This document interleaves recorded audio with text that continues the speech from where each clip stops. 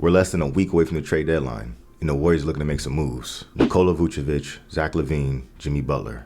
1 week from now, one of those dudes are more than likely going to be a Warrior.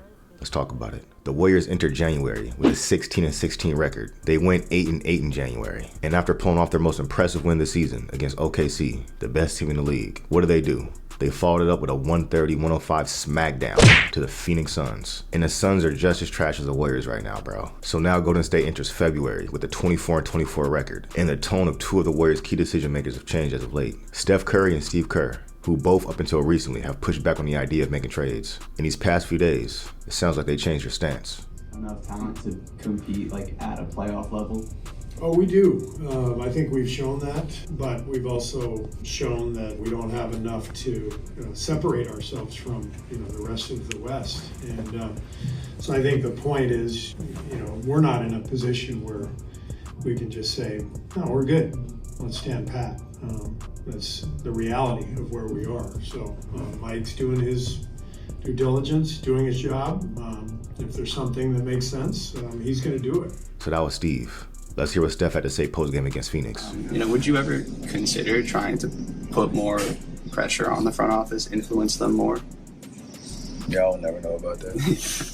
We have conversations all the time. I want to win.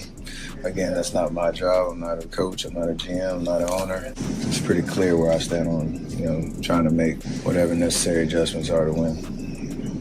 So what y'all remember last month when Steph basically said to shut up and let them figure it out? Well, it looks like Steph finally came to his senses. The Warriors got to make a trade, and all indications is that the Warriors are aggressively pursuing one. Here's a passage from a recent Warriors article. As for targets, Jimmy Butler has again emerged as the hottest name linked to the Warriors. When the Butler saga exploded in Miami more than a month ago, the Warriors quickly bowed out of the discussions, worried about the price tag and fit, among other concerns. There was zero push from any layer of the organization to get something done for Butler. Butler's situation in Miami has devolved to a degree that the perceived price tag continues to tumble. The Warriors' middling season has upped their desperation level for some sort of shakeup, all the way up to controlling owner Joe Lacob. Team sources have downplayed their recent involvement in conversations with the Heat, but there's been a noticeable increase in intrigue from the front office about the idea of Butler at a bargain. In the most optimistic of scenarios, a motivated, healthy Butler jolts the Warriors' playoff ceiling higher. Butler plays defense, which would be needed if Wiggins is shipped out in a deal, but the drama coming out of Miami is not lost on his locker room. The Warriors already have a mercurial player in Draymond Green, though he usually gets along with those types. See Chris Paul and DeMarcus Cousins. And Adam Butler raises the combustion possibilities. So it's been multiple sources reporting this, including Warriors reporters Anthony Slater and Marcus Thompson, that the Warriors are indeed trying to get Jimmy Butler. Initially, they wanted no parts of Butler, but as the saga in Miami continues to unfold, with Jimmy Butler crashing out and forcing Miami's hand, they suspended him indefinitely. There's no coming back for them. They gotta trade Jimmy at the deadline. The Heat's leverage has dropped significantly, and the whole league understands that. When you combine that with the fact that there's only really 2 or 3 teams interested in Butler, the Suns, Heat, and Grizzlies, it's not gonna be much of a bidding war, especially because Jimmy basically told the Grizzlies don't trade for him. And the only way for the Suns to get Jimmy Butler is to convince Bradley Beal to waive his no-trade clause. And up to this point, it doesn't seem like he's willing to do that, which means the Warriors are in the driver's seat in these discussions. But here's the thing, trading for Jimmy Butler will cost you Andrew Wiggins. Draymond and Wiggins are the only contracts big enough to make the trade possible. And at this point, we know Draymond's not going anywhere. So the biggest question you have to answer, is Wiggins too steep of a price to acquire Jimmy Butler? Now look, in the vacuum, I think it's safe to say that Butler's a better player than Wiggins. He's a far better playmaker, ball handler, and shot creator. Even at his ripe age of 35 years old, Jimmy Butler is still supremely talented. However,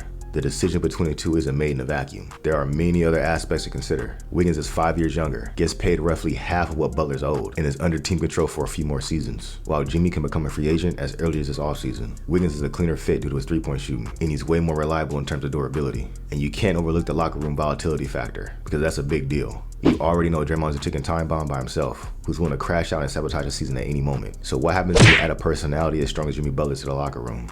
Adding Jimmy Butler to the mix, who's playing for a contract, by the way, that could be a disaster situation for the Warriors. Now, with all that being said, it's been reported that the Warriors, along with Phoenix, are the most aggressive teams pursuing Jimmy Butler. NBA trade deadline, because the Phoenix Suns and the Warriors are shaping up right now, from my understanding, up to the minute in this NBA trade deadline to being the 2 likeliest landing spots for Miami Heat star Jimmy Butler in a trade. And the Heat and Butler, they have a goal in mind right now ahead of next Thursday's deadline, and that's finding a trade out of Miami. And the Heat have been engaged in conversations with both the Warriors and the Suns over the last several days and the last week. Also a couple of other teams on the periphery, but that's really where the focus of most of these conversations have been. And the Warriors front office has been operating very opportunistically ahead of the deadline next week. Jimmy Butler, other players like Zach LaVine, Nikola Vucevic as well. And we know from So look, me personally, trading for Jimmy Butler would not be my first option. There's another trade I'd much prefer, and we'll get to that, trust me. But assuming this trade does go down, let's look at the possible trade scenario. So we got Jimmy Butler, Josh Richardson, and Alec Burks for Andrew Wiggins, Gary Payton, Buddy Hield, and Kevon Looney. Now, in addition to this, I would assume the Warriors probably have to add a protected pick. How lightly protected the pick is depends on the Warriors leveraging this negotiation. Let's just say for argument's sake, the pick is lottery protected. So you got Steph at point, you got Moses Moody at the 2, you got Jimmy Butler at the 3, Kuminga at the 4, and Draymond at the 5. Off the bench, you got Schroeder, Pods, Alec Burks, Guy Santos, Quentin Post, TJD, Kyle Anderson, Josh Richardson, and Lindy Waters. Now let's break down the starting lineup real quick. I included Moody because he's probably the Warriors' best shooter besides Steph after this trade. If you're running with a Butler, Kuminga, Draymond frontcourt, you're gonna need more floor spacing. Moody's shooting 39% from 3 this season, and I think he'd benefit greatly playing next to 2 all-star level shot creators in Steph and Jimmy Butler. Now, one of the positives of this trade, you get to keep Kuminga while adding Jimmy Butler. So your wing tandem is pretty nasty. Between Butler and Kuminga, all of a sudden the Warriors have a lot of downhill scoring and physicality, and Butler brings a lot of toughness defensively. He's more than capable of holding his own physically against power forwards. Yes, this is a small ball unit, and yes, they're undersized, but a Draymond Butler frontcourt, they ain't no suckers, bro. You not about to just punk them, bro. Off the bench at center behind Draymond, you got Quentin Post and TJD. Now, my biggest problem with this trade is that center position is still a little shaky. You're starting Draymond Green at center, but playing him full-time there is not sustainable. He'll only be starting and closing games at center if needed, but throughout the bulk of the game, you're gonna need Quentin Post and TJD to step up. TJD has looked a little suspect these past few weeks, and Quentin Post, as promising as he is, as we've seen these past few games with him starting, he's still a rookie. Looking at the depth chart, they still got Schroeder and Kyle Anderson as trade pieces, and their salaries combined adds up to about $21 million. That's enough to get Nikola Vucevic. If the Warriors make this trade happen, will they be willing to give up more assets to get Vucevic as well? Because if you add a legit stretch 5 to a Butler, Kuminga, Draymond frontcourt rotation, that'll unlock a lot of those lineups, make them a lot less clunky. It'll also benefit Steph greatly, as we've seen with Quentin Post, to have a capable stretch 5 to run a pick and pop with. The acquisition of a stretch center also remains on our radar. The Warriors have discussed Nikola Vucevic, and league sources say the Chicago Bulls big man views Golden State as a desirable destination should Chicago decide to deal him. There are different opinions on how well he fit and how much he's needed, but he'll remain a secondary option for the Warriors as the market materializes in the next week. Though further down the priority list, any 3-for-1 deal will very likely mean the promotion of two-way center Quentin Post to the main roster. Steve Kerr has been comfortable playing him. Post's success spreading the floor has only highlighted what a capable shooting big man can do for the rest of the roster and coaching staff. Or if the price for Vucevic is too much and Draymond can't hold up at center, they could run with this: Steph, Moody, Butler, Draymond, Quentin Post. Yes, Quentin Post has looked a little shaky in the starting lineup, but he hasn't played with Draymond next to him yet. I have a feeling once you put Draymond behind him as an anchor, he'll look a lot better defensively. So really it's up to the Warriors to decide if sticking with Quentin Post is worth it or if they should add Vucevic. It doesn't hurt for the Warriors to have 2 stretch 5s. It's not like they have to pick between Quentin Post and Vucevic. They can have them both. Quentin Post is a rookie, man. It's gonna be times where he looks shaky and there's gonna be matches where he gets exposed. But Vucevic is a 13-year vet with a bunch of EuroLeague experience as well. Now, if we're talking about making a deep playoff run, relying on a rookie, that doesn't seem too smart, bro. Draymond, Quentin Post, and TJD is okay, but they could use one more vet big to stabilize that center position. And once you bring in Jimmy Butler, that makes Schroeder a lot more expendable because Butler's basically gonna be a de facto point forward. He's gonna handle the ball a lot and have a lot of point guard responsibilities. So Schroeder's gonna play a lot less anyways. At that point is the diminishing returns, and would it be wise to turn Schroeder into a backup center? Next up, let's move on to Zach LaVine. Jonathan Kuminga considered essentially off the table in any deal involving Butler or LaVine. Adding one of their premier wing players has gained some favor, and if such a deal is possible, the idea of LaVine joining their midst has prompted some intrigue amongst key stakeholders. The presumption is that he'd be a better fit in said culture over Jimmy Butler. LaVine is viewed by some within the organization as a safer option. At 29, he's 5.5 years younger and $6 million cheaper this season than Butler. Though his contract does extend longer and he's had some recent health concerns, there are risks all over the board, but there is some understanding and alignment from all levels of the Warriors organization that they lack a true second scorer next to Curry. And LaVine's explosive 3-level scoring ability will fill the Warriors' largest roster void. He's averaging 24 points per game this season on 51% overall and 45% from 3. Alright y'all, I'm not gonna lie. This is the move. Zach LaVine would be my #1 target for the Warriors. Now you might be asking, well, how can they get Zach LaVine if they don't give up Andrew Wiggins? Don't get me wrong, it is extremely difficult, but technically possible. So we're gonna go over 3 different trade scenarios to acquire Zach LaVine without giving up Andrew Wiggins or Jonathan Kuminga. Let's get into it. Trade scenario number 1, Dennis Schroeder, Gary Payton, Buddy Hield, Kyle Anderson, Moses Moody, the Warriors 2025 pick for Zach LaVine. Now look, I get it, the Warriors are giving up a lot of players, but before you form your opinion, let's check out the depth chart real quick. So we got Curry, LaVine, Wiggins, Kuminga, and Draymond. Off the bench, you got Pods, Gee, Post, Looney, Waters, and Spencer. And this is exactly why I don't want to give up Wiggins and Kuminga. Look at that starting five. Your backcourt is Steph and LaVine. So you got two high-level shot creators that are three-level scorers that can shoot from anywhere on the court. Both dribble past you guys. Both can play off ball. Both can thrive in a motion offense. And you finally get Steph some relief with a legit second option that's an efficient shot creator. I mean, let's take a look at LaVine's numbers. He's giving you 24, 5, and 5. And look at those efficient shooting splits, bro. The dude is a machine offensively. LaVine's an all-star caliber player. And when you put him next to a player of Steph's caliber, that's just gonna up his game that much more. That's an extremely dangerous backcourt. And in this scenario, you're acquiring him without giving up your two-way wing. You're not giving up Wiggins or Kuminga. So now all of a sudden things get interesting. Wiggins doesn't have to be your second option anymore. He can slide down to your third option, or even fourth option depending on Kuminga. This trade makes their offensive pecking order a lot more balanced, and not giving up Wiggins means you maintain your perimeter defense. Now some of you might be thinking this trade destroys their bench. Does it though?